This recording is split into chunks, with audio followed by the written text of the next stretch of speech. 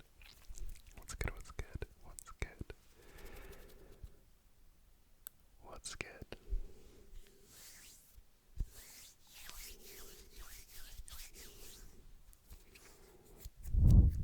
What's good, everybody? And welcome back. Welcome back. Welcome back to another video, and to a very special video, because this is the 5k subscriber special. The 5k subscriber special, which kind of crazily should probably be the 6k subscriber special, because even though I only hit 5k last week, I'm currently on, I think, like 5,000, I'll tell you, 5,973, which is insane. So yeah, it's crazy. Thank you so much for all the support, and welcome to all of you new subscribers who are new since the last Q&A video I did, which was my first one, which was probably almost a year ago now, which I think was when I hit 1,000 subscribers. So yeah, this is really cool, and I'm really excited to be doing this video. I have to thank you guys, of course, for the support and subscribing, but also for sending in all the questions. I've got quite a lot of questions, so this video might be kind of long, but that's good. I'm happy.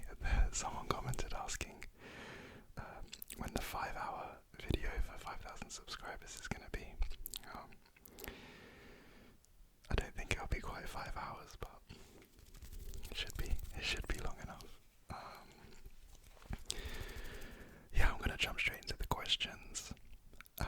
Of course, I'm going to timestamp all the questions in the description if you want to not watch the whole thing and just see what questions there are and answer them, skip to them. That's cool. I'll do that. And yeah, but before we start, I got this new like mic arm thing. So the microphone is now floating, which is amazing. I finally feel like I've got a proper like setup, or the beginnings of one. It's going to be way easier to film now, so yeah, this is cool. This is kind of perfect. I've got everything set up. I hope it looks good. I might have to I don't know, do something with this wall. It's looking a bit bare. You can see I've got shelves with like a couple film cameras and a plant. That's about it. And a disposable that I need to get developed. Anyway. Oh god, 4 minutes already. Right. I need to stop rambling. Let's get straight into the questions. I've got them all on my phone. And so I'm basically just going to answer them in chronological order. I was going to organise them into kind of categories, but there's quite a lot and I didn't get around to it. So it's fine. They'll be in the description if you want to skip around. But yeah, I'll read the comment with the question and then I'll answer it. That's generally how Q&As works. So, okay, let's jump into the questions. I've got some items and stuff dotted around, so I'll try and make sounds as I go along, but questions, so I might forget at points. Anyway, first question was from Songstress2411, who, by the way, I want to say thank you for all your support on the recent videos. You've been commenting loads, saying lots of really nice things, so thank you so much. And so they said, congrats on 5k Bell, party emojis. Q&A questions. If you're comfy sharing with us, what's your first name? Also, how'd you come up with your channel name? So, the channel name, actually, I think someone else asked that too. Let me find it. So J_SN495 said, amazing video like always. My question is, what was the reason behind choosing Belvedere ASMR as a name for your channel? Thank you, and keep up the fantastic work, with a couple hearts. Thank you so much. So yeah, channel name. It's kind of funny. Basically, I had no idea really what to call my channel. I didn't know if I should just have it as like my name or like one of my middle names or something. But I ended up choosing Belvedere, which is the name of the road that I lived on in my fourth and like final year of my undergraduate degree. So we lived on a road called Belvedere Road, and there was like 8 of us. We had 2 houses of 4 across the street from each other on Belvedere Road, and it was an amazing year. We had so much fun there, and I guess when I made my channel I'd only recently left, so I kind of had like, Belvedere on my mind, and I kind of liked the way the word sounds, if you know what I mean. Like, I thought in a whispered voice, like Belvedere, Belvedere, Belvedere. I thought it sounded kind of nice. And obviously I checked if there wasn't already a Belvedere ASMR. I couldn't find one, so yeah. As for my first name, I'm pretty sure that I will say my first name at some point, but at the moment I still just, I don't know if I've already to give my first name yet. But yeah, one day. But not in this video. I'm sorry. But you can call me whatever you want. Alright, next question. So this one is from Little Leaf 453, who's also been commenting a lot recently, so thank you. They said, I think it's time, we need a dancing vid. Which is true. It's very true. I promised one ages ago. I promised one when I did the show that I did, which was back in October. So yeah, I'm really late. I will. I'll give you a dancing vid. Anyway, the question was, what are your roots? Which I confirmed meant like ethnicity. So technically I'm like 3/4 English, 1/4 Armenian. So as far as I know, my dad's English, my mum's half English, half Armenian. But my mum grew up in Italy, so there's a bit of she speaks Italian. She grew up speaking Italian. My grandparents spoke Italian, and then my granddad spoke like Arabic and Armenian and stuff. So yeah, English Armenian with a bit of Italian influence is my roots, I guess. Yeah. But unfortunately I've never been to Armenia. I've met a load of my Armenian family. A lot of them live in the US, like near LA. It's kind of a crazy story, but they were actually asylum seekers. And we took my granddad over in 2018 to meet them all. He hadn't seen them all, most of them, since he moved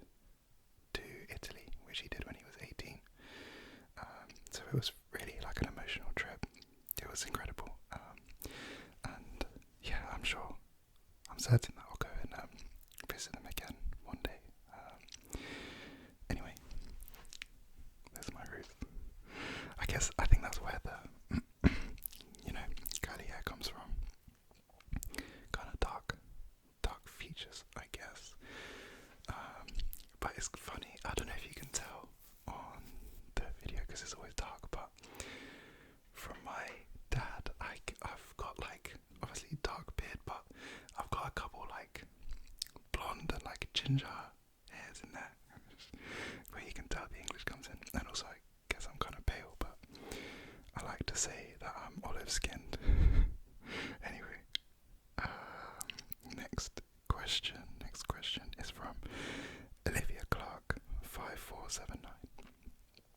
He said, I don't know a whole lot about stem cells. Oh, this is like a lab specific question. I don't even know if they were intending for this to be part of the Q&A, but we're going for it. How do you grow to select for stem cells without the stem cells differentiating? / is there any issue with stem cells differentiating while you try to grow them that then unpurifies a sample? Excellent question. I'm guessing Olivia is also a scientist. For anyone that doesn't know, differentiating is when you have like cells that change to become more specific in their function. So you can have stem cells which are undifferentiated, and they can basically change to become different types of specific cells, and these specific differentiated cells will usually have like one or a small number of very specific functions. So for example, like a red blood cell is a specialized cell that has a specific function of transporting oxygen around the body, collecting it from your lungs and distributing it to your tissues. And then you'll have, in the case of red blood cells, hematopoietic stem cells that can form like a number of different types of blood cells. So maybe they can form, red blood cells, white blood cells. I don't know exactly, but that's what differentiating is. And so for my personal lab work, I work with airway stem cells, airway epithelial stem cells. So the stem cells that regenerate the lining of your airway. And so I grow these in dishes, as you might have seen in my last video. If you haven't, go check that out. I show what they look like in a microscope and stuff. I think it's cool. Anyway, so thankfully, I just realised I've completely forgotten about making noise.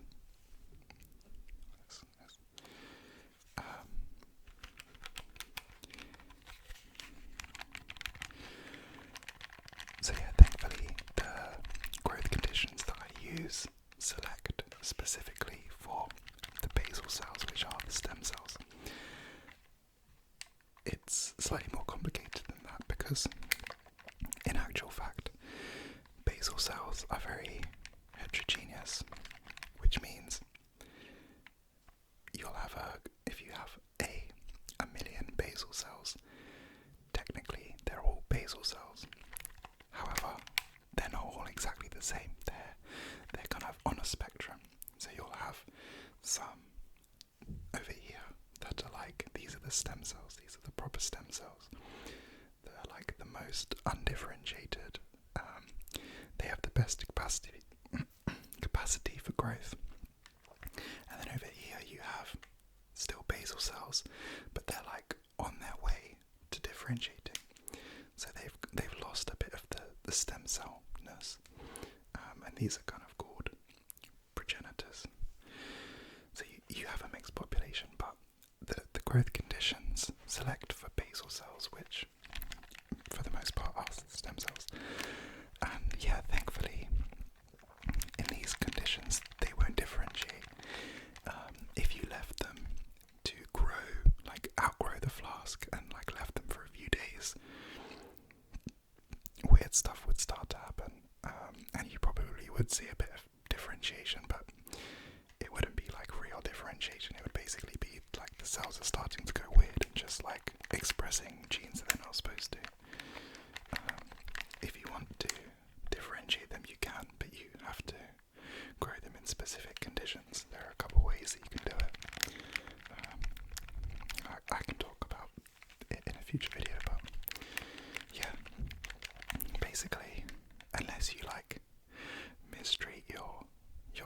cells in culture. They won't differentiate. They will stay as basal cells. That was quite a long answer to that question. I hope it wasn't too confusing. It was a good question. Thank you. Right. Next question from Lata_Lata. Congratulations on 5k. Party emoji, clapping emoji. Here's a question for the Q&A. Why did you decide to pursue a PhD? And do you have any ideas for what you want to do after postdoc, baby? So, why did I decide to do a PhD? That's the big question. Basically, pretty much from when I first went to university, like continuing in academia, doing a PhD was kind of always the number one option I had in my mind. Like, I enjoy studying. I'm like kind of good at it. I enjoy researching. I enjoy the process of researching and like investigating things that aren't known. I kind of love that idea.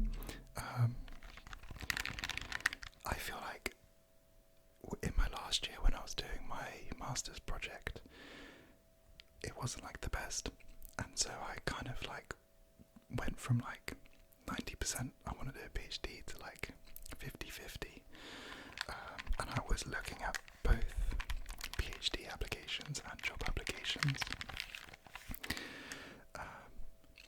but I kind of realised that whether I wanted to continue in academia or transition to maybe industry or something, I wanted to do a biology related job, at least for now.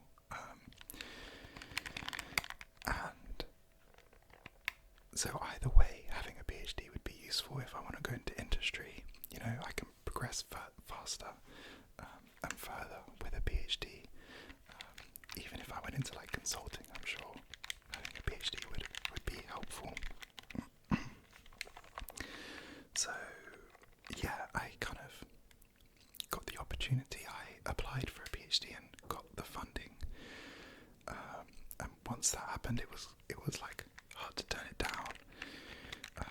And I'm really happy that I made that decision. I'm really enjoying it. As for after, I don't know if I want to stay in academia long term, because I really enjoy it. I love research. I love working in the lab. It's great. But the money is terrible, and it's tough because obviously you want to do something you love, but also if it makes the rest of your time that you're not at work a lot more difficult because the money you're earning is like pretty rubbish, you have to take that into account. So at the moment my feeling is I will stay in academia for, you know, a year, maybe a couple of years, and do a postdoc, potentially 2 postdocs. But I think long term I will transition to industry. I also I would love to make my own business one day. I've kind of always got that in the back of my mind. But what I would do, I kind of have no idea. But yeah, that is that. Thank you for your question. I hope that makes sense. What is that noise? I don't know if you guys can hear that. It's like a weird humming noise. Right. So, Leah McLean asks, what are your interests, in brackets, outside of your job and creating ASMR content? I'm also interested to know what kind of music artists you enjoy listening to. Congrats on 5k. Thank you. Right. Interests outside of my job. And creating content. question, and I kind of alluded to it earlier, but probably the biggest one is dance. So I started dancing when I was about 10. I did street dancing up until, I did it very regularly up until about 16, which was when I then started to take my studies a bit serious. And so kind of had to pretty much stop going. I'd go every now and then. And yeah, I didn't really get to do much dancing at uni, but picked it up again last year a bit, and then obviously moved house and moved cities and stuff. So I haven't been to any street dance classes yet since moving here, but I'm pretty sure I will. The other type of dancing I started doing recently is salsa. I've been loving salsa. I went to Colombia at the end of 2022 and kind of fell in love with salsa culture, salsa music. So was that part of the question, music? Oh yeah, but interest first, so dancing is a big one. I have a couple film cameras, so that's another one. I love just, I'm not very good at taking photos of people, like portrait photography, but street photography, like architecture photography with, specifically film. I don't really have any digital cameras, but yeah, I love that. I also, when I lived in my old house, I used to develop and scan all the film myself as well, which was really fun, but I don't really have the space for it here, so I have to just pay to get it developed. Yeah, that's another interest. Otherwise, yeah, like the rest of my time I spend catching up with friends. I like watching football, I like playing football, playing tennis. Tennis and football are kind of my two favourite sports, I'd say. Yeah. And then music slash artists that I enjoy listening to. So I mentioned recently I listen to like half, maybe more of the music I listen to is actually salsa, which is kind of strange, but at the moment I'm really loving, I mean, it might be, if any of you are like seasoned salsa listeners, it might be basic, but a guy called Havana, well, he's not a guy, it's a band called Havana de Primera. Yeah, I'm loving him at the moment, but generally I listen to like hip hop, UK rap. That was really what I listened to a lot when I was younger, and then I still listen to it now, but I also listen to a lot more kind of funky, jazzy, like soul type music, anything with like live instruments. That's got a groove, got some funk to it. Like chill music. I like chill music. But obviously there's times when you need to get hyped up. And then hip hop, R&B, UK rap, it's all good. But I've never really listened to like rock music or I don't know why. I guess it's what I grew up on. My dad is really into like jazz and funk music, and he never played rock, so like my knowledge of bands and stuff is terrible, so I'm sorry if that upsets any of you.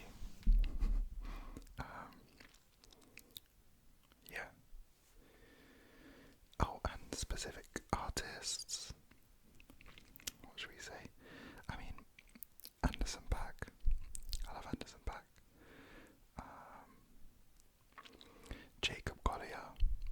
to see him at the end of the year.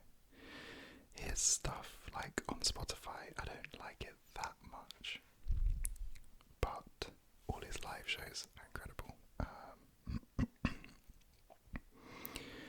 And then more like classic, like Jill Scott,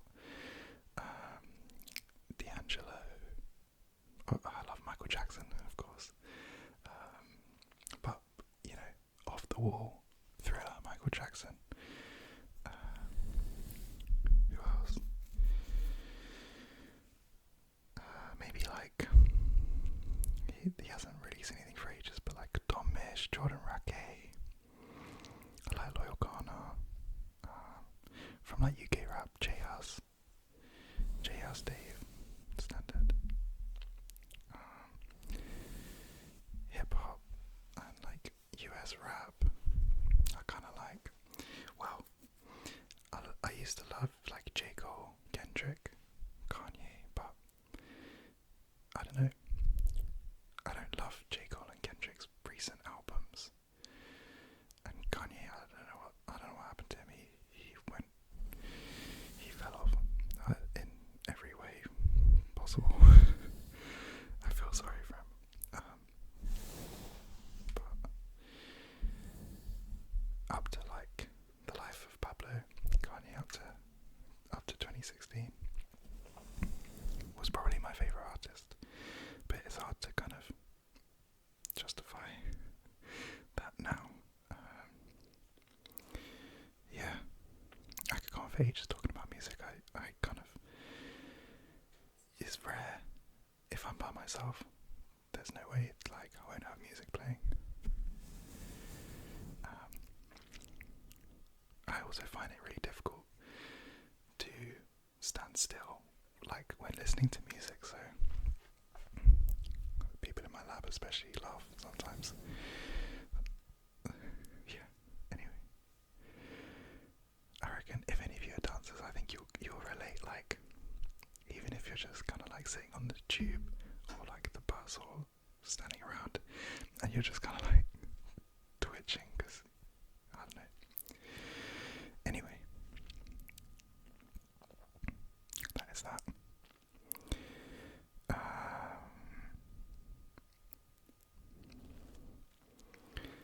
Oh no. Oh no. Oh yeah, okay. Let's change the trigger, hold on.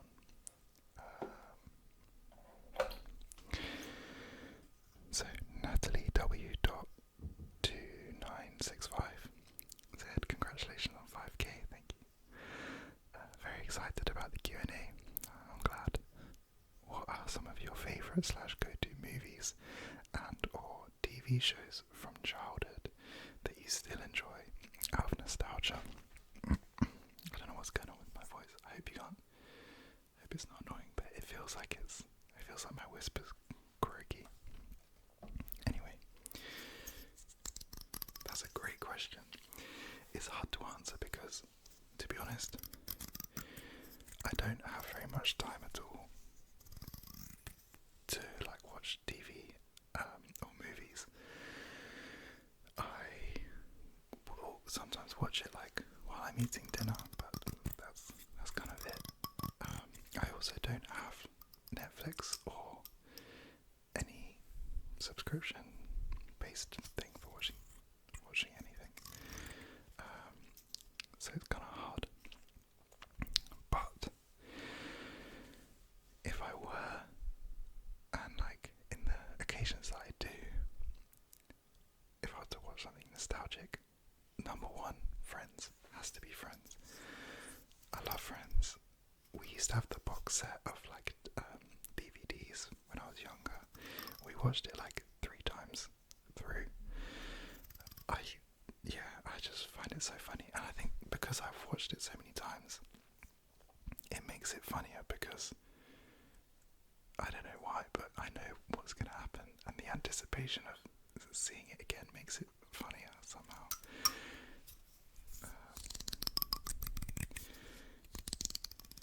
So yeah, Friends, definitely. Kids shows, things like Phineas and Ferb, that brings back incredible memories. I'd love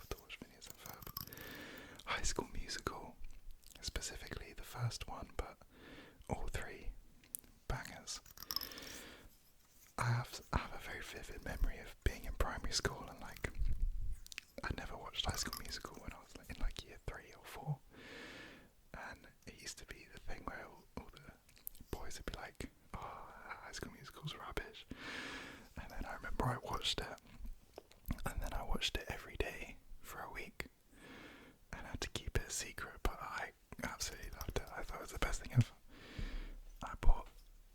I got my parents to buy Troy's basketball kit. I learned all the songs. Me and my sister used to put on like performances for my parents where we perform all the songs. She had a cheerleader Gabriella outfit. Was Gabriella a cheerleader? That's terrible knowledge for me. I don't think she ever was, but she had a cheerleader outfit.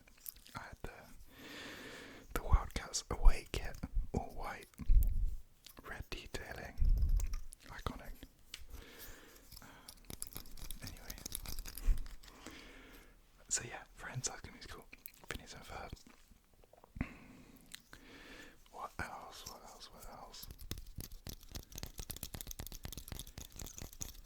I mean, I think all the Disney Channel shows from that era, they were just putting out heat constantly. Oh my god, how am I forgetting what it's called? Oh yeah, Good Luck Charlie, Wizards of Waverly Place, Bear of Kings. I loved it. And then one of the actors got like done for DUI, and it went terrible. What other Disney shows were on at the time?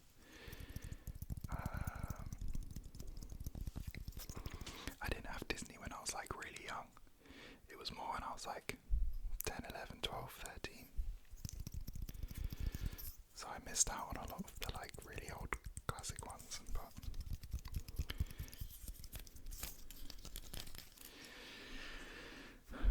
what's the question about movies too? Oh yeah, I talked about High School Musical.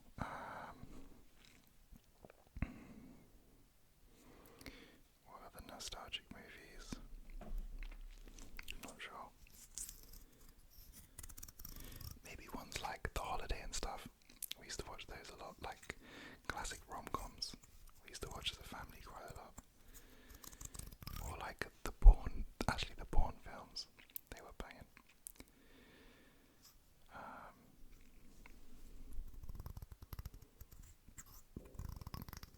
Yeah. But really, Friends, High School Musical. I think they're the two key takeaways from that question. Right. I feel like there's definitely Disney Channel shows that I'm missing. Oh, it's not Disney, but Victorious. Love that one. iCarly, Sweet Life of Zack and Cody. Bangers. What else? You get the gist. Cool. Brick Simmons. I feel like you've been commenting for ages, so thank you very much.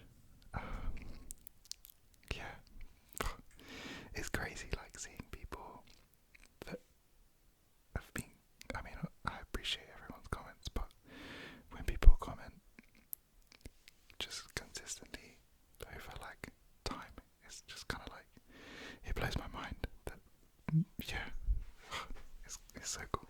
Anyway, they said, hey, so deserved, congrats, by emojis. I'll ask a few. You deserve it. They're asking 5, so I'll do it one by one. Oh, favourite movie? Oh, it could be High School Musical one, you know. That's kind of crazy, but it could actually be. There's not many movies that I've like watched a load of times. The Wolf of Wall Street, I've watched that a lot of times. Inception, those would be up there. There's a film called The Heat, which had Melissa McCarthy, Sandra Bullock. I used to love that movie. I found it so funny.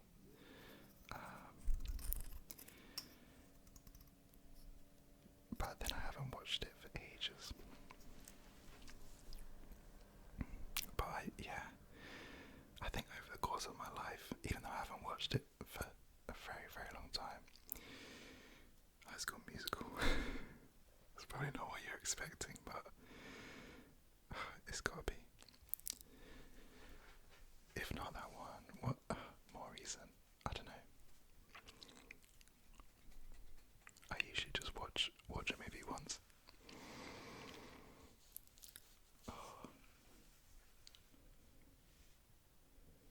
Yeah, I don't know.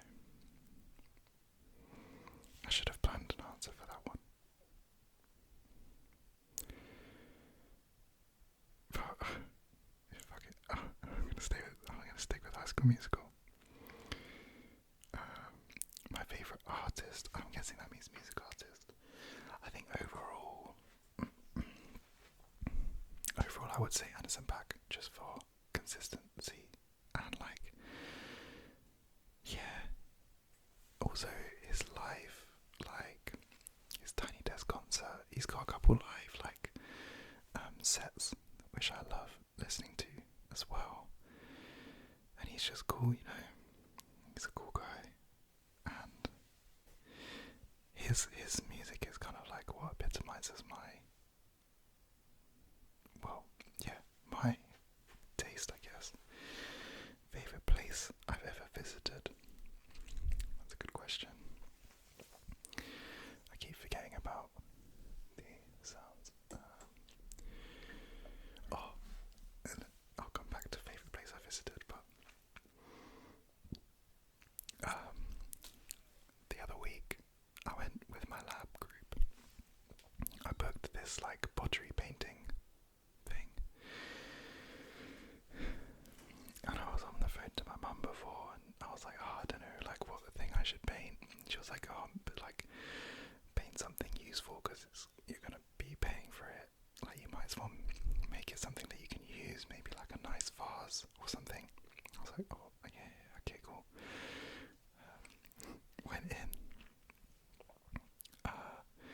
was looking around. There was so many things I could paint, and I saw this one thing, and it just caught my eye. I didn't know what it was, but it looked kind of weird and kind of cool, and I was like, I want to paint it, but it's not useful.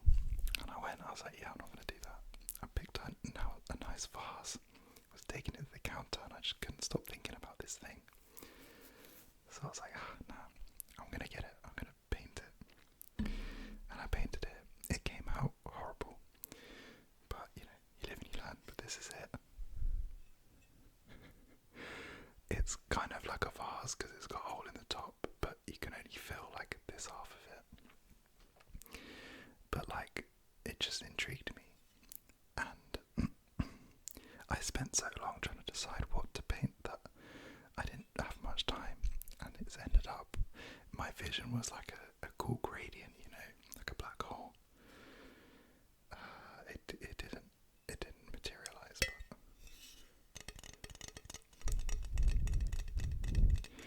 I guess it makes some sounds.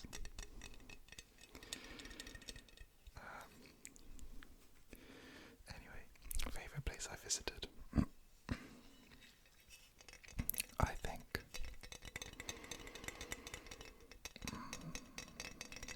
think Koh Samui in Thailand.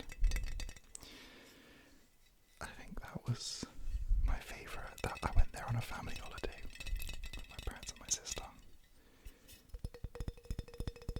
Ooh, that's pretty nice. In 2015, which is crazy, almost 10 years ago. The people there were amazing.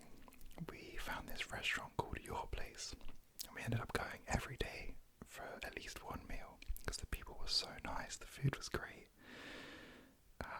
They used to play the same music every day, and it was the Jack Johnson album, the one that has Better Together on it.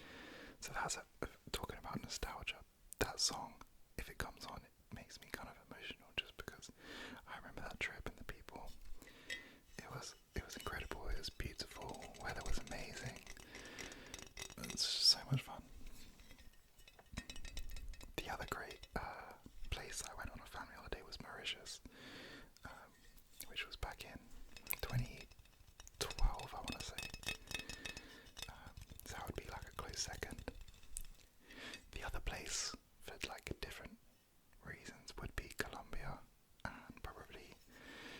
medicine in particular, just completely different to anything I've experienced before. Like, it's just so like full of life, so vibrant. There's music everywhere, like everyone dances. It's just, it's an incredible place, and I feel like it's kind of had a big impact on my life since going there. So yeah, I would say Colombia for like the culture, the vibe, but Thailand for the memories of my family and the people there, and just kind of like, yeah, the beauty. Okay, question number 4 from Brick Simmons. Brick Simmons, that's actually, I've just clocked. I'm guessing that's like a diss of Ben Simmons, the basketball player. I don't know much about NBA at all, but anyway, Ben Simmons, I think he was like a big prospect or something, and then he's just been dead. I might be getting that wrong. Anyway, what's my favourite season? It's a great question. Winter, down at the bottom, easy, no question. Winter is last. I don't like winter that much. It's always dark in England. It's just way too dark. It's cold, it's wet. It's rubbish. It's not rubbish. I like it. I like all times of the year, but you know, comparatively, winter's dead. The obvious choice would be summer, and that probably is my answer. Like, when the sun's out,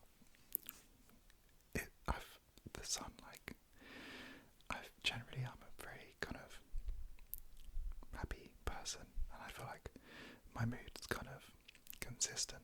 I don't have many like ups and downs, you know, but when it's sunny, like just walking down the street, the sun's shining, it's warm. I don't know, I just feel so good. But I think like second would be spring, and that's because in England I get so excited as you're like in the build up to summer, because the days are getting longer, it's getting dark later and later and later, and I love that. I get so excited. And you know, the other day I walked out of work, I smelled like freshly cut grass for the first time this year, and I was like, oh, summer is around the corner. The air felt different, and then the other day as well, it rained, but it was like a little bit warm, and I got that like wet, warm tarmac smell for the first time this year. Got me excited for summer. Generally, it's been really cold this spring in England for some reason, but yeah, so I like spring for that reason, but it's really just because it's getting me excited for summer. So yeah, I would say summer, spring, autumn, winter's like down here, out of screen. Yep. All-time favourite food, that one's easy. Pasta, 100%. Specifically, I mean, just in terms of the amount that I've eaten, is really like basic, but just pasta with pesto, bit of parmesan. It's so easy to make. It tastes great. It's the perfect meal. But generally, pasta, I can't get enough. Yeah, pasta. I'd say my favourite in terms of taste would be like a aglio olio, like garlic and oil.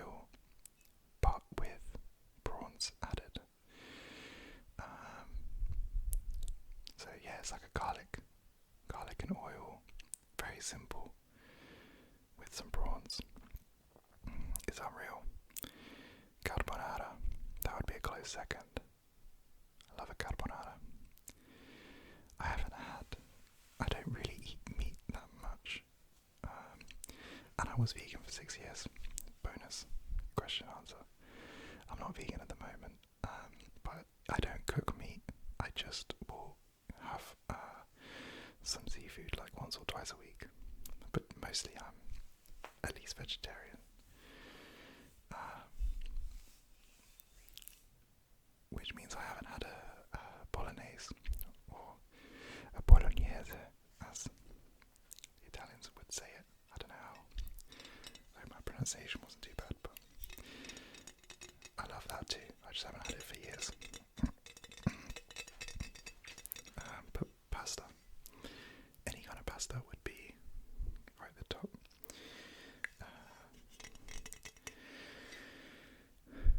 I also love like English pub food. That's really like comforting. Like whenever I go on holiday, I like to come back and the first thing that I want is like a pie and mash with gravy. That's when I would eat meat, like a steak and ale pie with mash and gravy, some peas. It's unreal. Or like a fish and chips, either from a pub or like a fish and chip shop. If you're not from the UK, it's hard to explain, but like fish and chip shop chips, battered sausage, steak and kidney pie. That's very nostalgic. That always used to be like our treat as a family every so often. If my dad would be like, yeah, we're going to the chippy. That's a good day. So yeah, those are my favourite things, favourite meals. Right, let's move on. How are we doing for time? Coming up to an hour. How far through? Oh god. I need to, I've got a lot of questions left. Okay. Set. Let's put this down. If any of you know, like, if this thing has a name, or like, what I can do with it, let me know. Next question is from, it's spelled Ximmer, and then a capital I or an L at the end. I'm gonna say that you pronounce that Simmerl. Anyway, congrats on 5k Belvedere. You deserve many more. Thank you very much. Some questions. How old are you? I'm 24. Technically a 90s baby, but you know, I wasn't there for very long in the 90s. But yeah, 24. We'll be 25 this year. How did you discover you liked your major? Good question. So I decided pretty much when I was about 14 that I wanted to do, biology, or initially it was biological natural sciences that I wanted to do that I decided when I was 14. And it was because in my school, so in England, when you're like 15, 16, which is year 11, we call it year 11, you do these exams called GCSEs.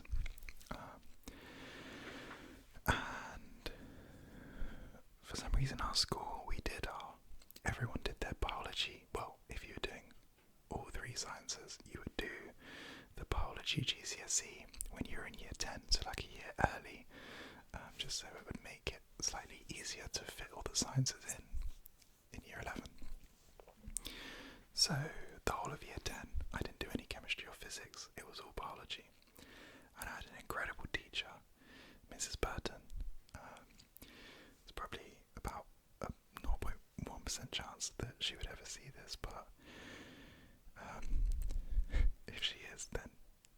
honestly, she kind of changed my life because she was just such a good teacher. She was so encouraging. She was so kind and like, you know, just so good.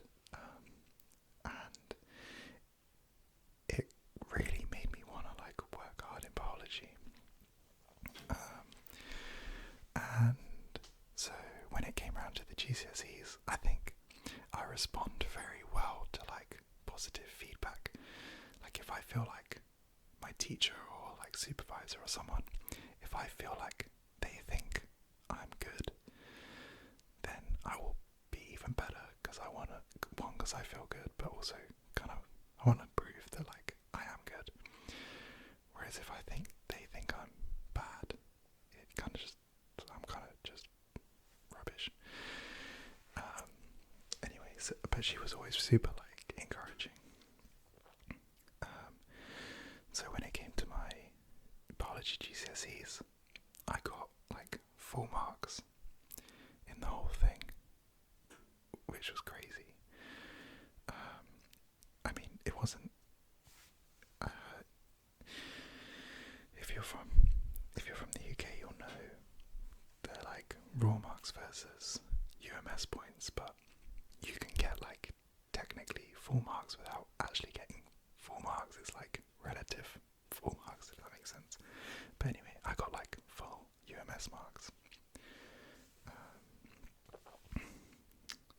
And I just felt so good about it that like, because I felt like I was good about it, I liked it, I always found it interesting anyway, but yeah. And it was around that time that I kind of started looking up what courses they did at Cambridge University, because I wanted to try and go to the University of Cambridge. So I looked through all their courses, and like settled on biological natural sciences, and then kind of never wavered. Well, until I applied for Cambridge and didn't get in, and then decided, but biological natural sciences, you still had to do like a bit of maths and like chemistry and stuff, and I decided I really just loved biology and wanted to do straight biology. So yeah, I didn't do biological natural sciences at Cambridge, but you know, everything happens for a reason, and I'm really happy that I didn't end up there, because I mean, my whole life would be different. Yeah.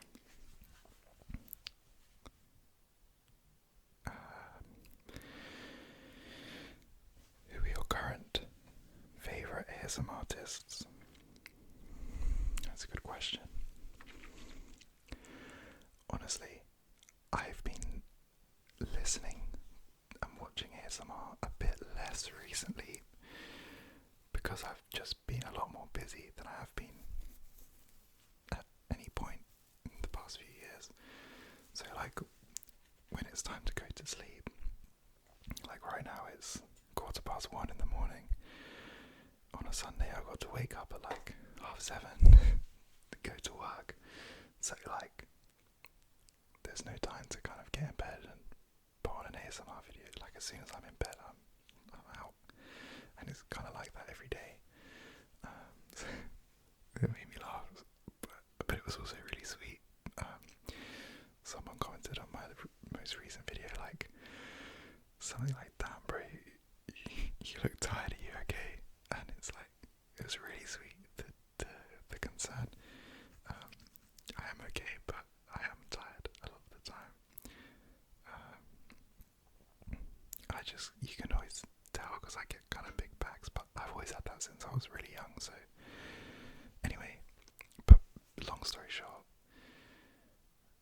I just fall asleep so quick that I don't usually put an ASMR video on at the moment. But when I was writing my, I forgot about, sorry, let me find something. What about this? When I recently was writing up my upgrade report, I like to listen to ASMR for studying. And my favourite video for that is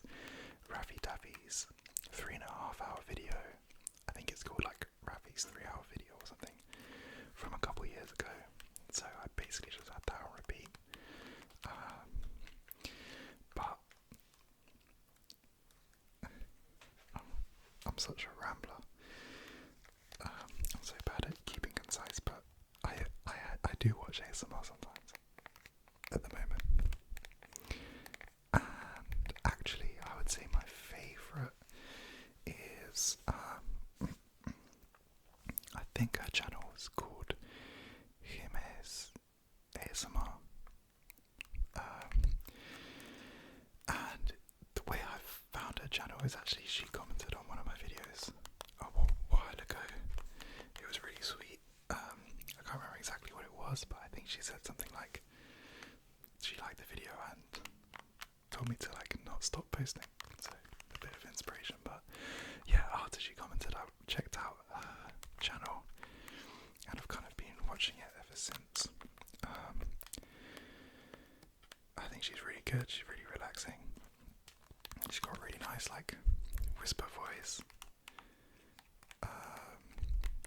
Yeah.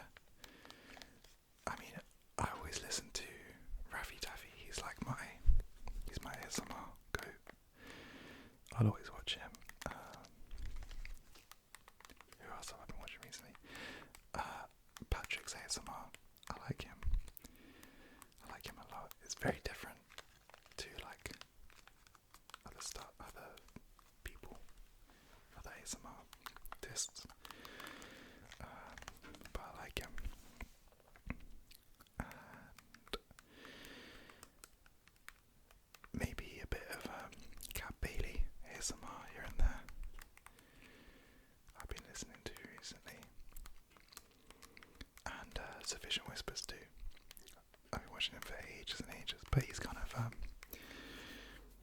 he took a break for a bit and he's come back with kind of like a bit of a different style, but it's cool. I'm liking it.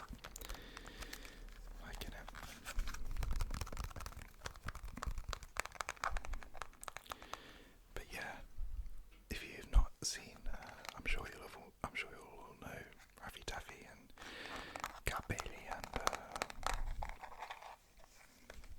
yeah.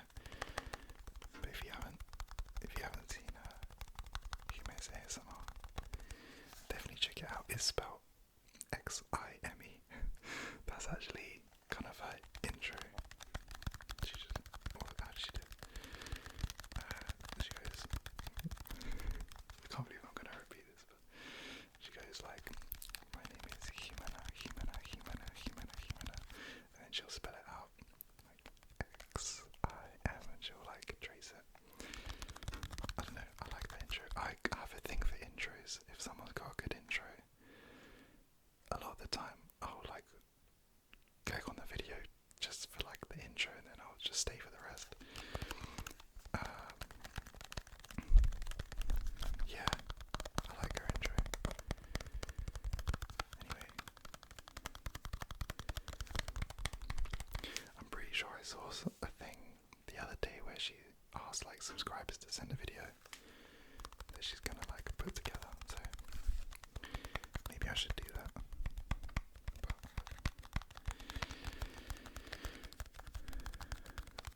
we'll see. Anyway, next question. What kind of movies / series are you into?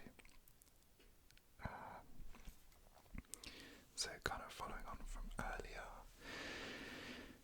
I don't get a lot of time to watch a lot of series,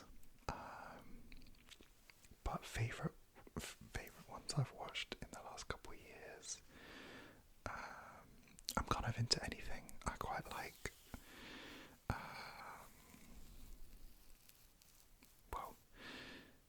like sitcoms, any classic sitcoms, How I Met Your Mother, New Girl, Parks and Recreation.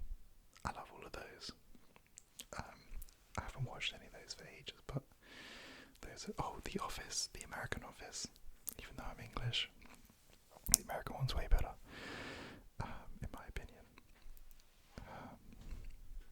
Friends, obviously. Big Bang Theory, I love that one.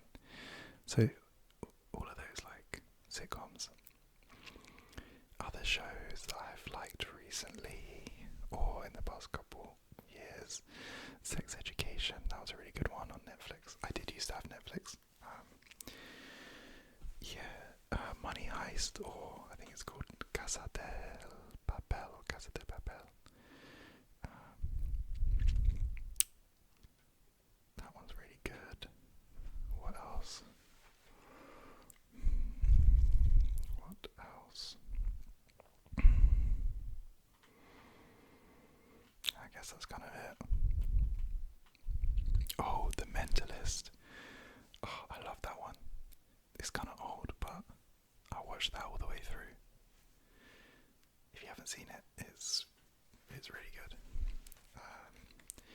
It's kind of like psychic crime detective show.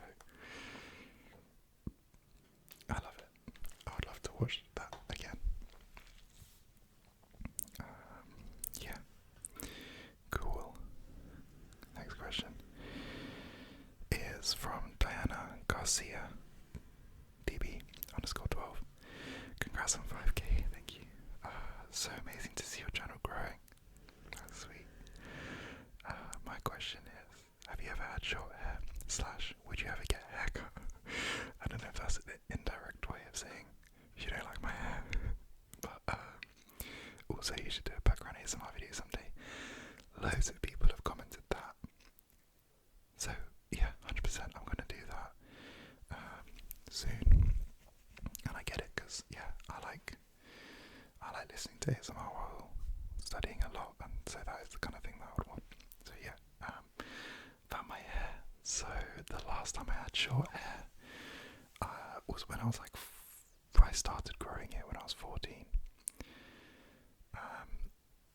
And so I've had long hair for ages. It was kind of mad because the whole time up until then I thought I had straight hair. There was a bit kind of like, I don't know, frizzy. And then I had it long. I used to like straighten it and stuff. And then when I was like 18, 19, I realised that my hair was curly, and so started using like curling cream and stuff. Anyway, I would cut my hair, and I'm kind of debating it because I've had the same hair for so long that I'm kind of bored of it. Before I grew it, I used to change my hair a lot. But yeah, the problem is my hairline is kind of crazy. It's not that. I mean, it's pretty bad. But it's definitely going a bit. And so like this bit is kind of thin, and so I don't know if I had short hair, unless I had a hairstyle where it like came forward to cover it. If I had like, I don't want to cut my hair and make myself look like I'm balding really bad, whereas I feel like with the long hair it kind of like masks it a little bit. And also I kind of hate having hair like on my face. But it's definitely like, there's been a lot of times in the past couple of years where I've been like, alright, I'm gonna cut my hair, and then I kind of pulled it. But yeah, I might do, even like very recently I've been like, yeah, I'm just gonna get a haircut, and like, worst comes to worst, I'll grow it back. It would only take like, I reckon, a year and a half to get it back to what it is now. The crazy thing is like this like front bit doesn't grow. I can't grow it properly long anymore. So like these bits will only come down to like here now. Whereas a couple years ago it was like much thicker because all of this was growing longer. So yeah, I mean, hair loss is not to make a simple question about if I'm gonna cut my hair deep, but hair loss is quite like a shit thing. It's definitely, I'm sure people watching this will be going through the same thing, but just seeing yourself like gradually lose hair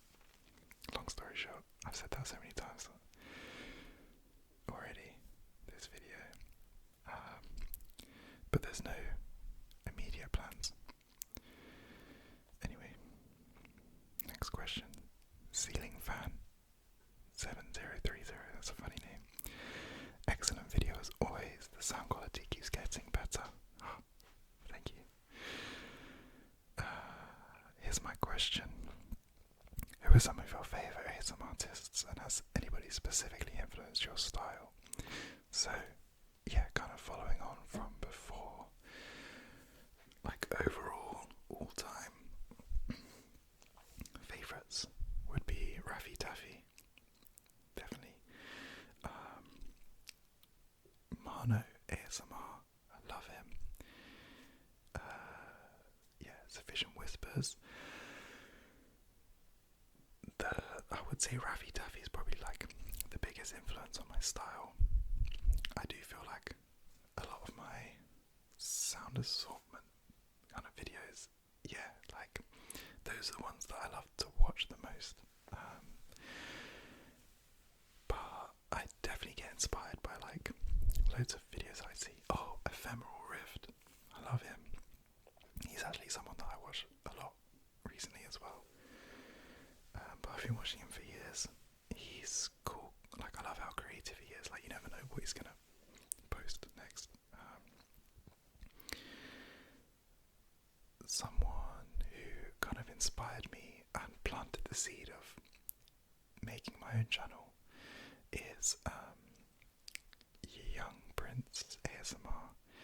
When I first started following him, when he had like 2k, yeah, and I think he was called One Prince ASMR, and then he changed his name to Young Prince, and then it was like Young Nez or something, and I think he's gone back to Young Prince, but he doesn't post so much anymore. But he really kind of inspired me, and his whisper voice is amazing. So there's him. I used to watch ASMR Glow quite a lot. I haven't watched their videos in a while. There was also one of the first channels I started watching was a channel, I think it was called Whispers Red. I used to like her. Cat Bailey, he's up there. And then recent favourites, obviously, him is ASMR I mentioned. There was a guy called Lucid Blues ASMR, I think I've mentioned him before. He's kind of started making videos around the same time as me. He's a guy from Australia, I think. He seems like a pretty cool guy. Like, his videos are so chill. I really like it. What's his name? Make some sound. Roscoe ASMR. Another guy from England. He's amazing. His whisper voice is so good, and he's so funny. So yeah, I love his videos. I'm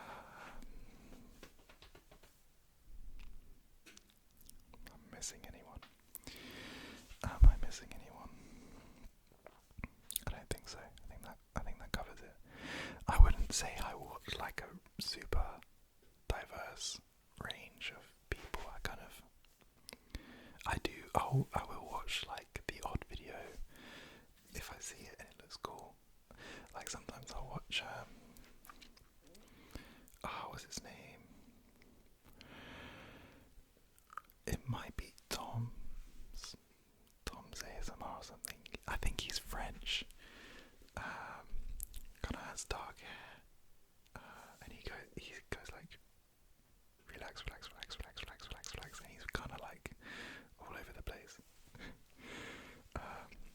It's not the style that I like to watch so much because it's a bit more like fast and aggressive, but it's kind of entertaining. So sometimes I'll watch him.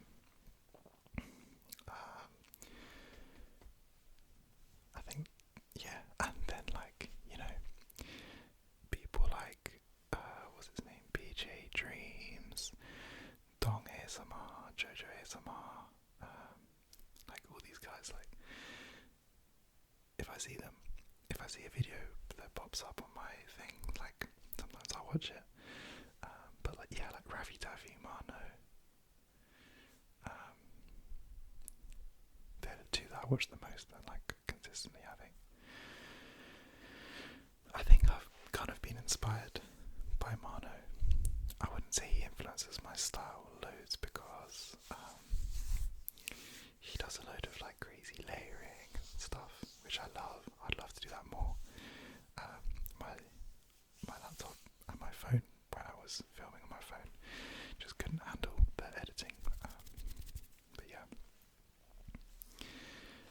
I would say that's a good summary of the people I watch and my favourites. And yeah, definitely, I think, I'm sure you can tell like the influence Ravi Tavi has on me, on my videos. Okay, next one is by Kiki-Babs. Congratulations, you deserve the recognition, smiley face. Thank you very much, that's sweet. My questions are, what is your ideal day?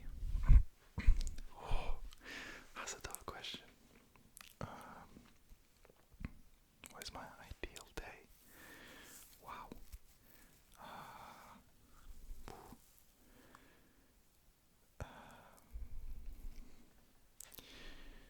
I would say my ideal day would be like wake up with my family.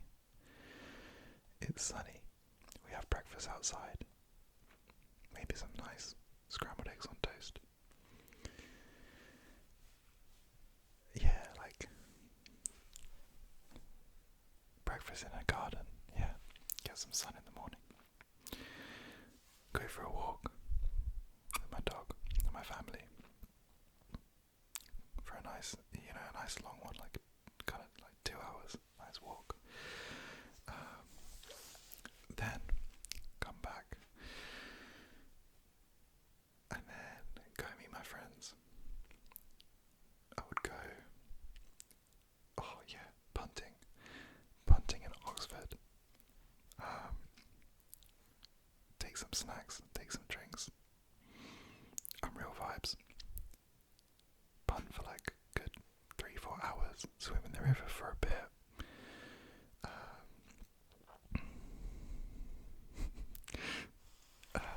Then what would I do? Go out for a nice meal. Maybe, why not?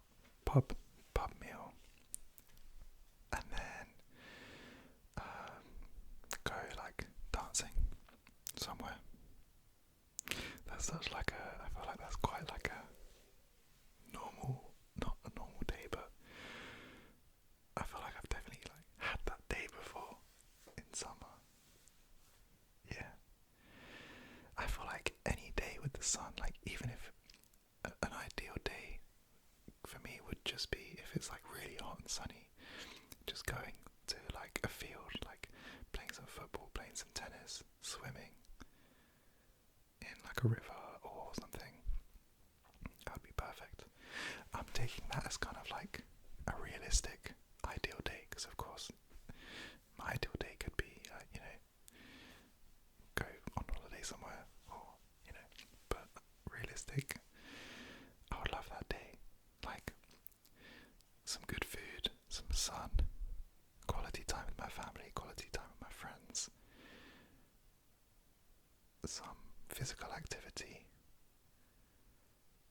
dancing. Those are like, if a day has all of those things, incredible. Oh, music, some good music involved. Obviously, you take the speakers on the punts, on the boats.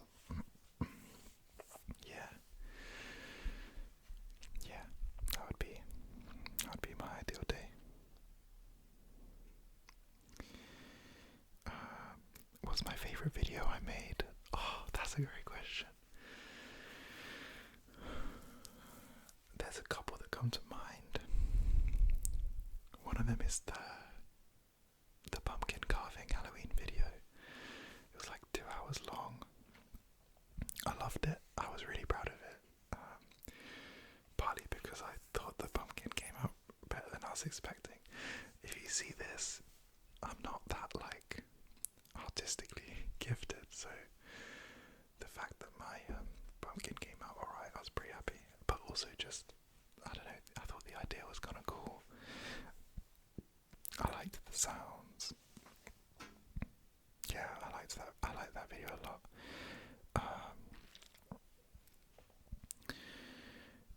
comes to mind is one of my early videos. Let me see if I can find it. It was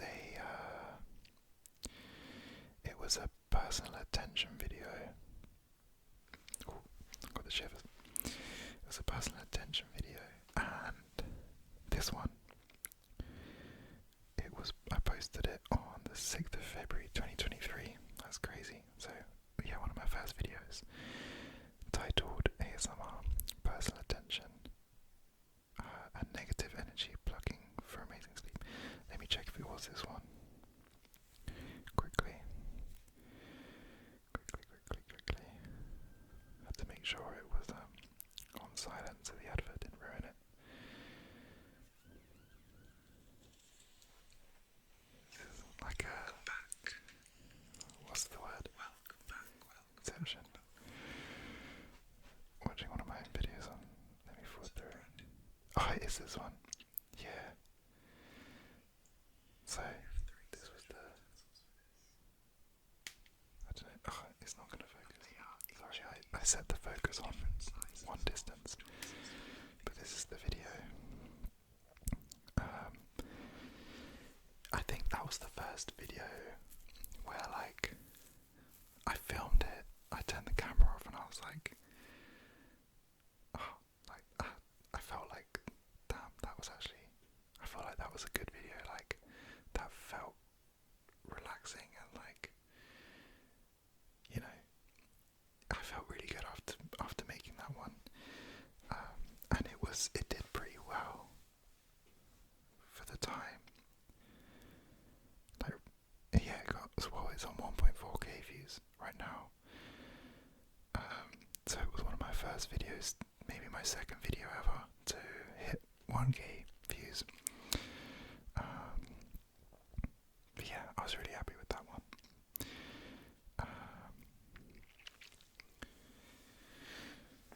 So yeah, those two spring to mind. Oh, and I did like a 3-hour video that was definitely inspired by Raffy Taffy's one. But I think it was when I did hit 2,000 subscribers, and I did like a 3-hour video where I tried to use like every trigger I'd ever used on the channel up to that point. So that was insane. That was actually, it was kind of really, I did it all in one take. I remember I was pretty knackered after it. My back was hurting. Yeah, so 11 months ago, ASMR 1000 triggers for 1000 subscribers. Oh, it was the 1000 subscriber one. Every trigger I've ever used. That was 15th of May 2023, so almost a year ago. Yeah, 3.5 hours. That's yeah. I'm definitely proud of that one. So those three. I like those 3 videos. Was there another question? What other creative outlets do you have? And thanks for being an amazing creator. Thank you. Creative outlets. Dance, really, is the only other one. I'm terrible at drawing and yeah. Oh, I guess like taking photos is kind of artistic, I guess. It's not making weird noise. But yeah, dance and photography, I would say. I used to, when I was younger, like much younger, I used to actually quite like writing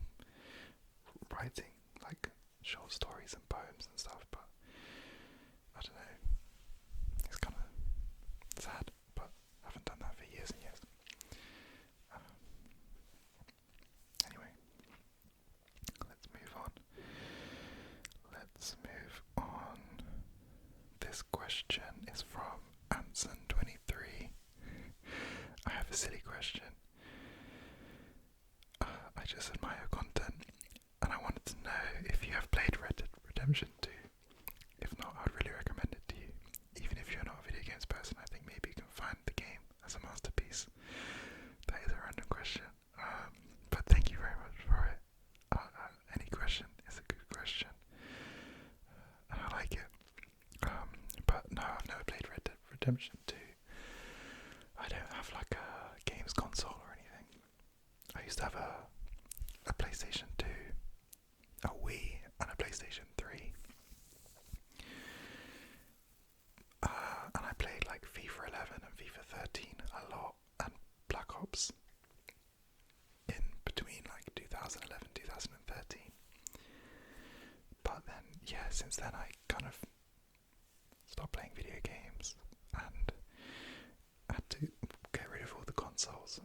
And yeah, to be honest, I never would have time to sit and play a video game. I'm sure, like, I know that I would love it. I know that it would be so much fun. And I have heard about Red Dead Redemption. It sounds really cool. But, well, I don't think I'm ever going to buy like a games console.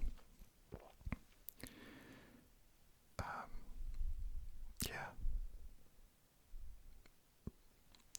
But hopefully, I'm sure some of my friends have it. Hopefully, I'll get to give it a go at one of their houses one day. But yeah, I don't see myself ever like getting back into video games. Yeah. So, next question from Ezra B7665. Congratulations on 5k. Thank you. My question is, do your friends/family know you do ASMR? I never used to tell anyone I watched it because I thought I'd be judged, but almost all my friends love it.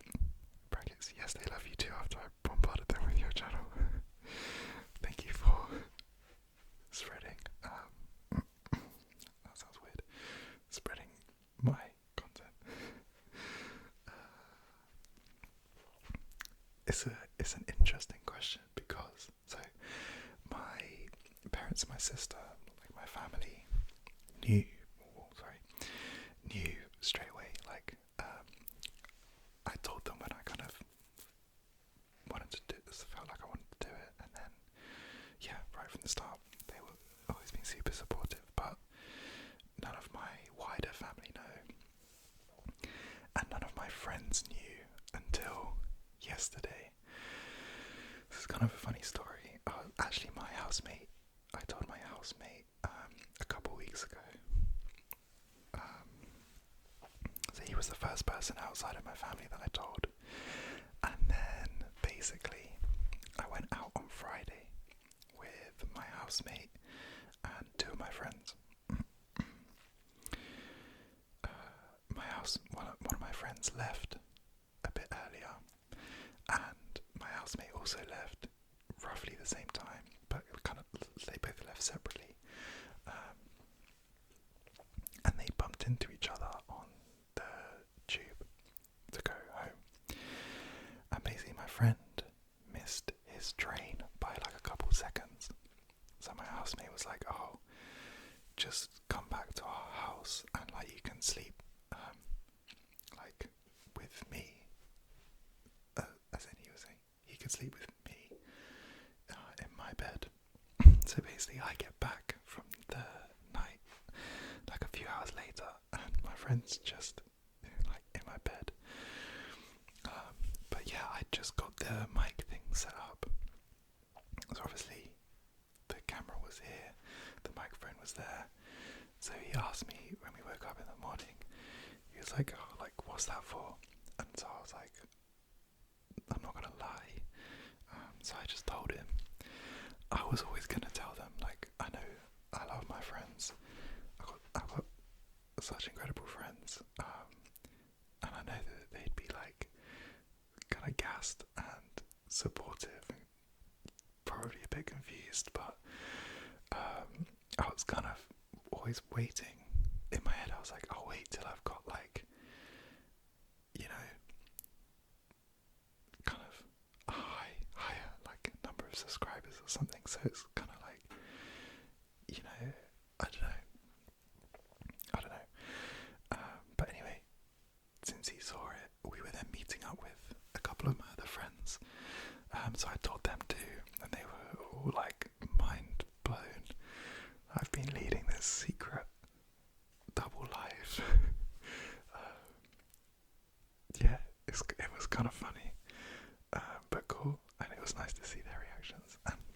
least that they know now. Like, they subscribed, they're probably watching this video, maybe. I don't know if they'll have made it this far. It's a big commitment if they have. But yeah, so far, those 3 friends know, but now that they know, I might as well tell everyone, so yeah. But yeah, it was like, partly, I wanted to feel like, when I tell them, it would be like, oh shit, like, you've actually got like a big channel if it ever reaches that. And the other thing is, also, like, I had no idea how they would respond to the fact that I do ASMR videos. None of them watch it, unless they do secretly, but I guess they watch me now, so maybe I'll get them into it. But yeah, no. Yeah. Right, next question.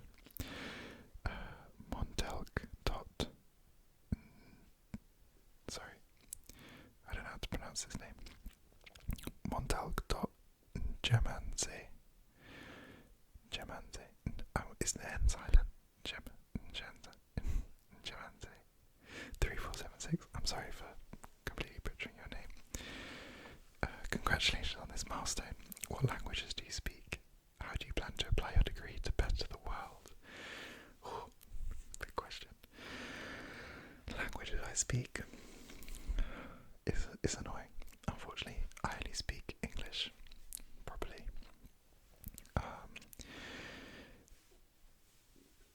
Yeah, my mum never spoke to me in Italian when I was younger, so I didn't pick up Italian.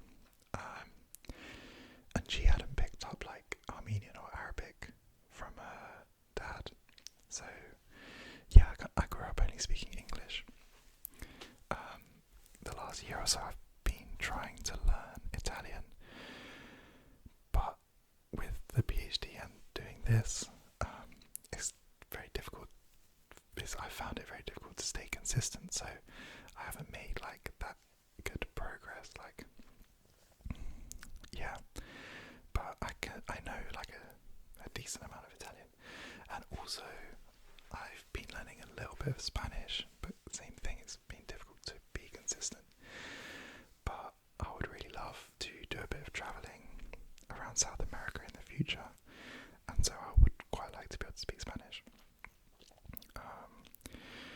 So yeah, I speak English and very small amounts of Italian and Spanish, but hopefully, if I can get in a good rhythm with this, and yeah, I've been going to the gym a lot recently too, so if I can find a way to fit everything in, then hopefully within the next like 2 years, I will get like, I would love to be able to like have like good conversations in both languages. That would be the goal. Maybe not like complete fluency, but enough to have like meaningful conversations. That would be amazing, and then I can build on it.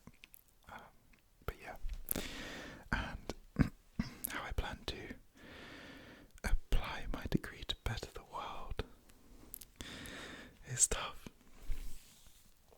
It's a very tough question. I mean, my current PhD research is very like, it's basic. It's very basic science. It's not directly translational in the sense that what I discover in my PhD isn't going to immediately make a difference to clinical practice. So it's not like I'm studying a disease and like one specific thing that could be a cure for the disease or a treatment for the disease that like by the end of the PhD could be begun to be tested or implemented, kind of thing. Not tested, trialed. It's very much like understanding fundamental mechanisms of how the stem cells of your airway and lungs work, and then this information can be used for the development of treatments in the future. But yeah, hopefully I'll make a positive and like substantial impact in the pursuit of regenerative therapies in the lung, so therapies that can restore functional lung tissue, because at the moment with chronic lung diseases like COPD, pulmonary fibrosis, things like that, we don't have any regenerative therapies. We only have things that basically make the symptoms a bit less bad and slow the progression. But yeah, things like COPD, like once you've got it, you can't get rid of it. You can just treat it, like slow it down as best you can. So hopefully my research will further our ability to make therapies for those kind of diseases. But specifically, I mean, academic research, like, because everything has to be tested so rigorously, any one person, and like, it's very rare that one person will make like a huge impact. It's kind of lots of small discoveries by many people. The combinatorial effect of that is what drives change. So yeah, my role is kind of being one cog in that big system. I don't know if I have any visions of, like, changing the world. And if I move out of academia, maybe I'll join like pharmaceuticals or biotechnology, and could be part of. It'd be nice to be part of a cool company doing like great biotech work, developing technology that could, have a big impact. But who knows? There's a million things I could do, and I don't know what. Maybe anti-aging. I used to work with a guy who's now the head of this thing called Altos Labs, which is like a massively funded anti-aging research institute. So he's kind of a good contact to have. Potentially that there's an option that I could go and work there. But yeah, it's a tough question. I hope my answer was sufficient.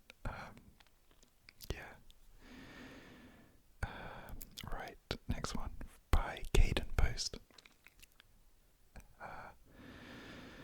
Wow, this is nice. So, hey, I found your channel yesterday and I fell asleep almost instantly to one of your lab videos. Science is my favourite subject, and even though I don't really understand, I still love trying to learn about stem cells and how your labs work. I think they're stem cells. I might be wrong. You're not wrong. But anyway, you're super relaxing, so keep it up. Q&A question: how is your PhD project thingy going? I would love to hear about it. Let me get something to tap on, actually. That's a good one.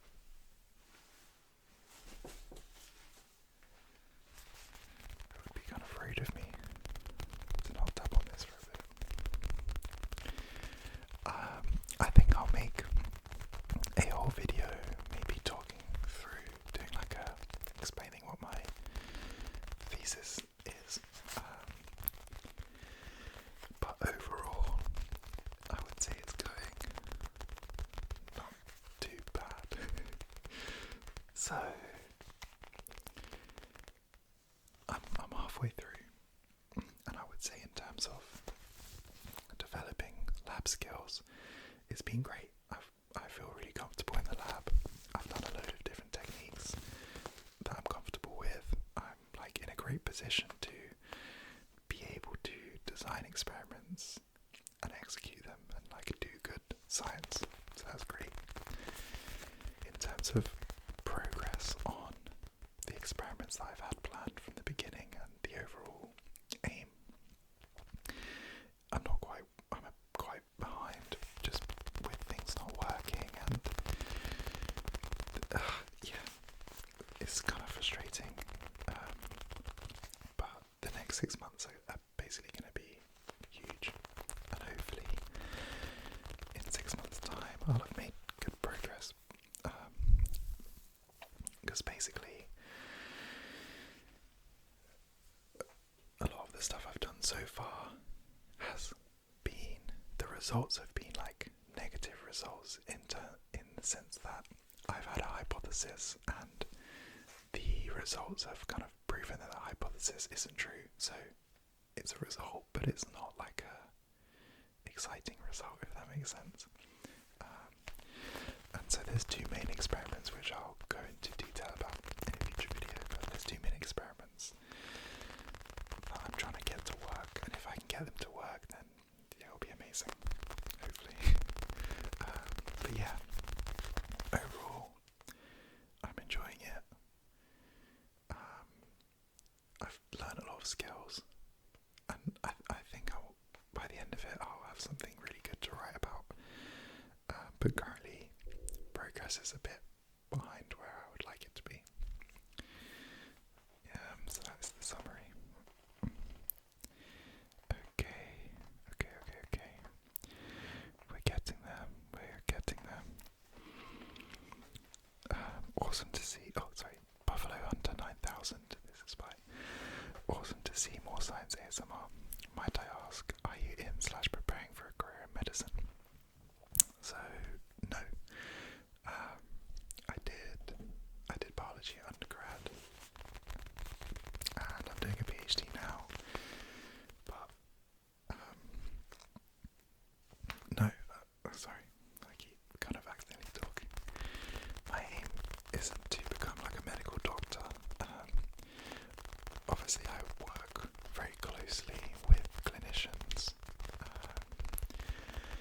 and yeah, I guess my field is always going to be, if I stay in academia, it's always going to be, research with a future aim of improving medical practice.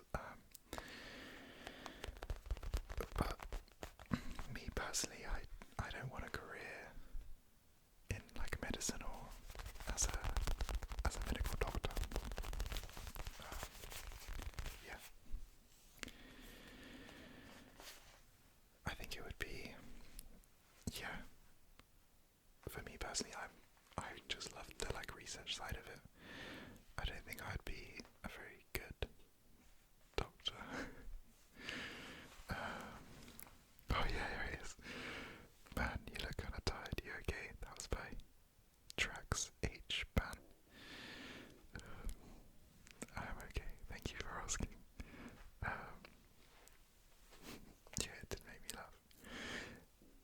The next question is by Gimme Cup Reacts, who's also been commenting and supporting for ages and ages. So thank you very much for your question, and thank you for your support. They say, hey, this was very interesting, and it's nice to hear your normal speaking voice every once in a while. That was on my last video. Okay, some questions for you. 1. How tall are you? I'm 6'2", so exactly 188 centimeters is how tall I am.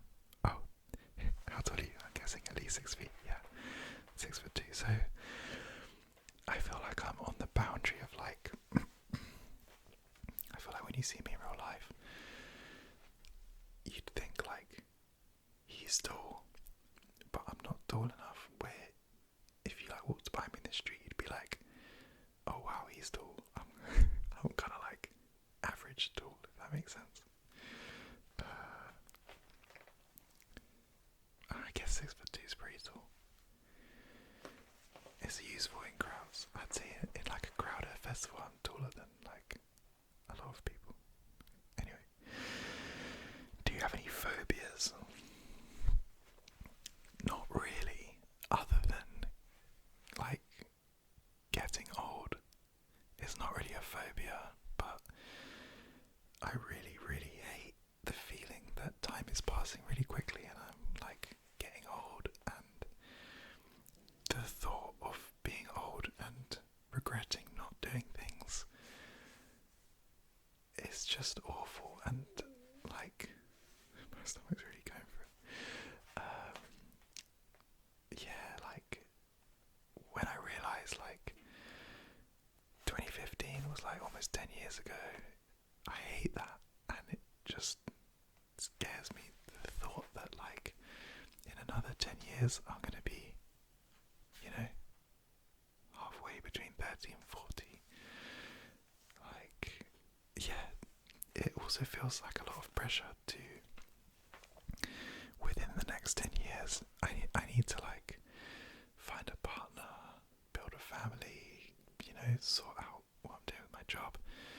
So like, although theoretically all things going well, but hopefully I'll live, a long time, it feels like a lot of stuff has to happen within the next few years, and like the thought that it's just going by, I don't know, I really don't like it. I feel like a lot of people probably feel the same, but that's kind of my big like thing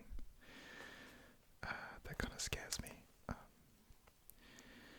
But yeah, like things like big spiders, I don't like big spiders, but I wouldn't say it's a phobia. Like, if I have to go and collect a spider and take it outside, like, I will do that, but I won't love it, but like heights I'm kind of fine with. Animals, insects I'm pretty fine with. Is there any other standard phobias? I'm not scared of the dark. I used to be a bit when I was younger. If there was ever like a curtain open and the lights were on in the house and it's like dark outside, I used to find that very scary. I used to think someone would be watching me, or like someone would like shoot me through the window just because I couldn't see them. Okay, third question. What's the story behind one of your scars, if you have any? That's an interesting question. I have one scar. Kind of a funny story. I don't know if you'll be able to see it, but it's like, I've got a scar like here, but it's pretty covered. It's pretty covered by my beard. But basically this was in Thailand, one of the last few days. We basically went to this beach. And there was like an inflatable park in the sea, it was really fun. And so me and my sister were playing there. You had to pay for like an hour or something. And there was this one thing, it was like a big inflatable block that you could jump off either straight into the sea or onto one of those bags where, if this is the bag, someone sits like here and then someone jumps onto this side and it like pings them off. So it was one of those. And so I was trying to climb to the top, and it was really slippery, and so I was kind of almost there, slipped, was sliding down and just caught my chin on one of the plastic handles, and it really hurt. I was kind of like, the salt water was burning it, and I was like, but I've got like 20 minutes left, so I'll carry on. Started climbing back up.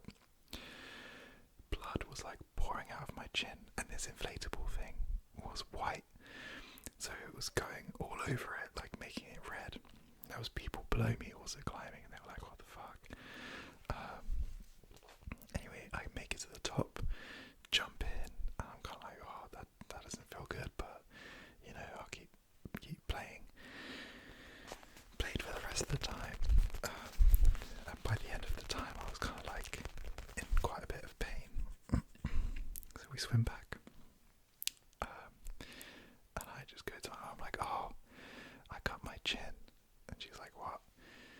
And I like point my head up, and my mum says like it was like a massive cut, and she could see, I guess there's not much like skin and fat here, but she could see like my chin bone, and she said like she wanted to scream, but she didn't want to scare me, so she was just kind of like, okay. And basically there was a restaurant right there that saw, and they like came rushing out with, I think it was like vodka or something, basically the strongest alcohol they had, and they were like pouring it on me, and it was like burning. And then I had to spend the rest of the holiday, which was luckily was only a few days, with like a massive bandage thing on, and basically, I just took like this whole bit here. It just literally like a chunk came out. Thankfully, the scar isn't that big. It's kind of just like a line now. But yeah, it wasn't that bad. But it was unlucky. And that holiday, I also went in the swimming pool with my phone in my pocket. So I broke my phone, and on the second to last day, I bought a GoPro pretty much for that trip, and we were on like a jet ski thing, and it flung off my head, and I lost it. So it's like a triple whammy of bad luck on that holiday. And it was funny because in our previous family holidays, something had gone wrong in each one for like my mum, then my dad, then my sister. So we were joking, they were like, before going, like, oh, it's your turn for like something to go wrong. We jinxed it because I had 3 things. But yeah, that's my only scar. Luckily, I've never like fully broken a bone, just fractures and stuff. And never had any like major cuts or injuries. So yeah, so far stayed pretty intact. Yeah. Okay. Next question is by Angie B. Q&A questions. What are you getting your master's in? How long have you been doing this study? This was funny. What's MG stand for? I know it's supposed to kill bacteria and prevent contamination of cells, but that's about it. So MG, I didn't know what she was on about. But I worked out she misheard when I said Chemgene, Chemgene, Chemgene, which is a brand of disinfectant that we use to clean the tissue culture heads. So that's what the MG part is. My master's, well, I already did a master's in biological sciences. My master's project was like using yeast as a model for cancer and making like mutant yeast lines to model specific cancer mutations and testing what effect the mutations could be having on human cells with yeast as a model. But right now I'm doing a PhD, so like a doctorate. I don't know what the official title is like when I graduate, like what it will be, but I guess like stem cell biology or regenerative medicine. Yeah. And I've been doing it for a year and a half. So I started in October 2022 and I'll finish in October 2025. Yes. Okay.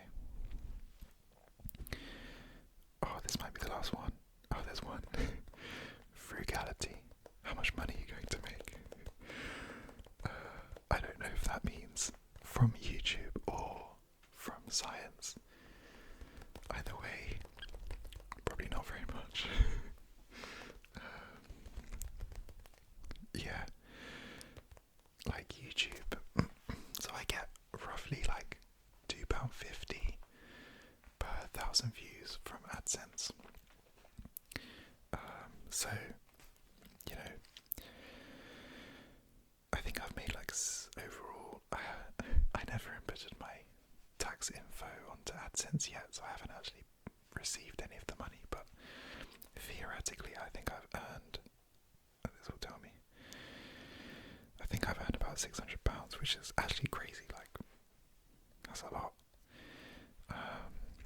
But yeah, I think with ASMR, unless you're, yeah, I've made £635.54p.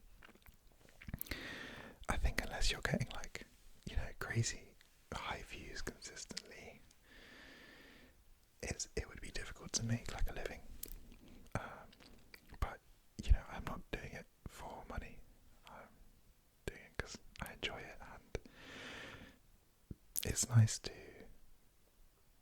you know, feel like I'm helping people to relax and sleep, and it's just all around good vibes. Like the interactions with you guys, it's just amazing. science, unless I go to like a big industry company where I might make a bit more. At the moment I make like, it's 20k a year, and I think when you do a postdoc it goes up to like 40, which isn't bad. That's not bad at all, but if you want to like build a family and stuff, 40k is kind of very tough. If you're living in London, yeah.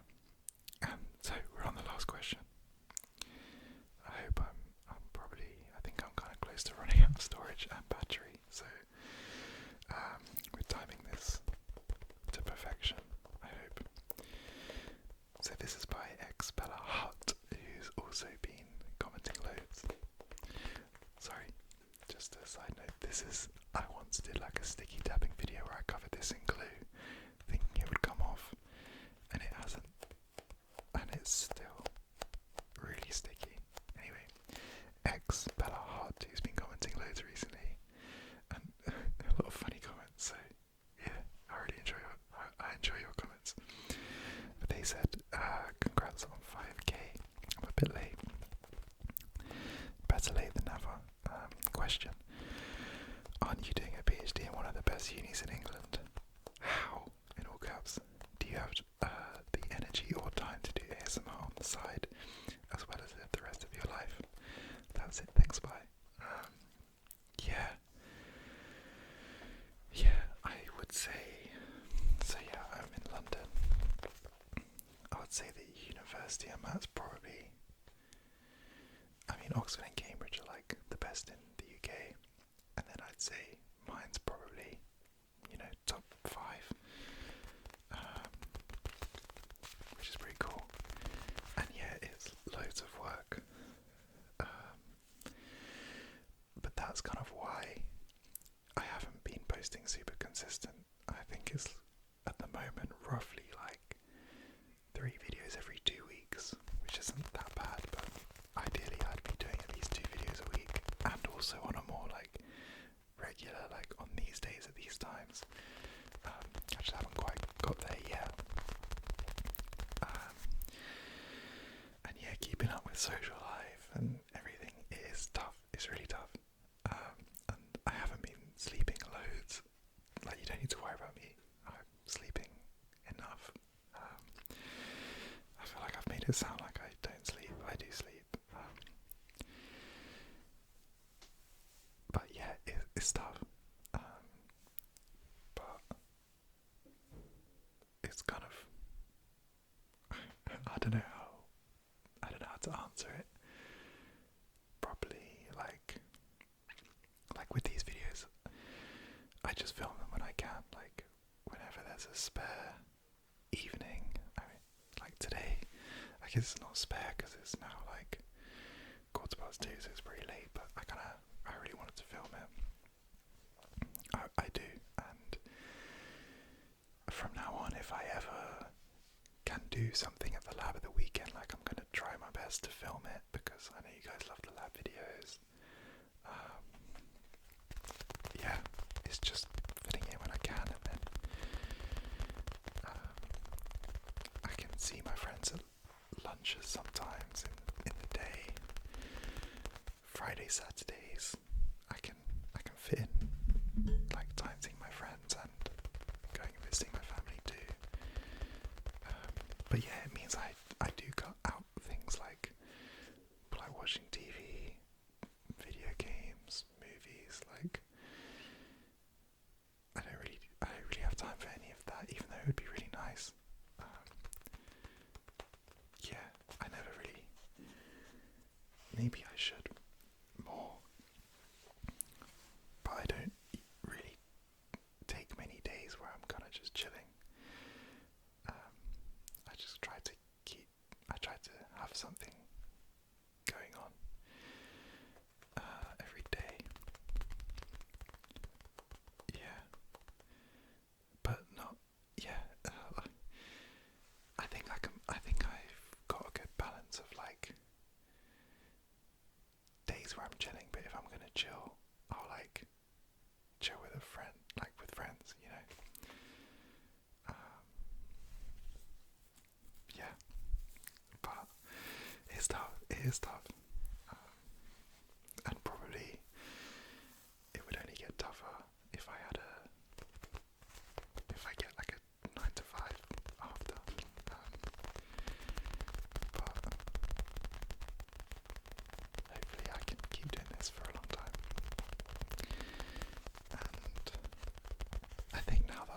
setup and everything, it's going to be easier to film. There's also someone who's been watching my videos for ages, Cara, who requested doing.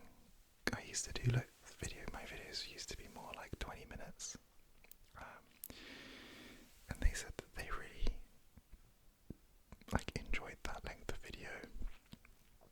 It's kind of more digestible rather than always doing really long ones. So, I mean, if I can do 20-minute videos, like easier. I can do more of those. So, if that's something people would like a higher quantity of shorter videos, I'll still throw in long ones. But yeah, I could do that definitely. But yeah, time management. I'm not that good at it. Like things like replying to messages and stuff. I'm really bad at it. So I got a couple messages on Instagram. I'm going to reply to those after this. I don't think they were with. Let me check actually. I don't think they were with Q&A questions.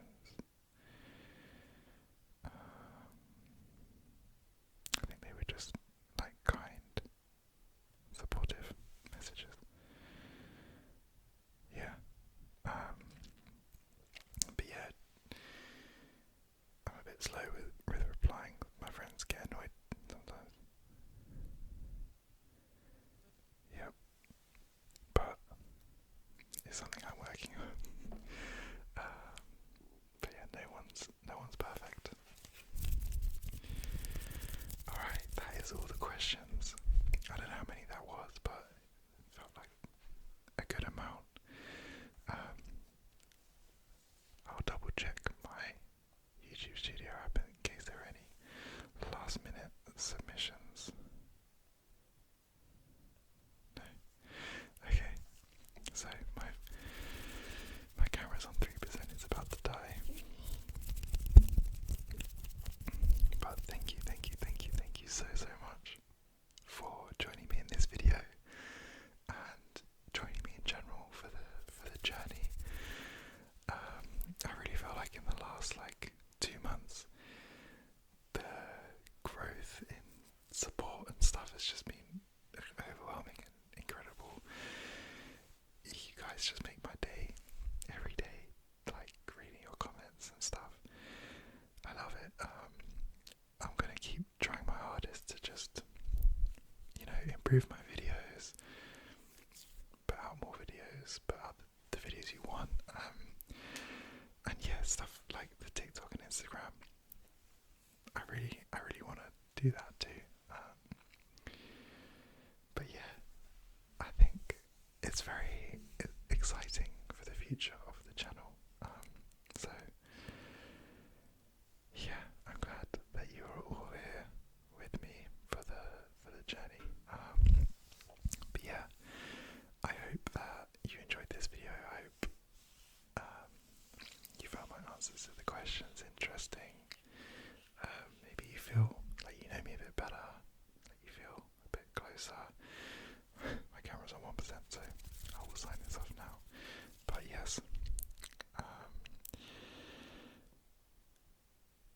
I guess that's all I need to say. I'll see you in the next video.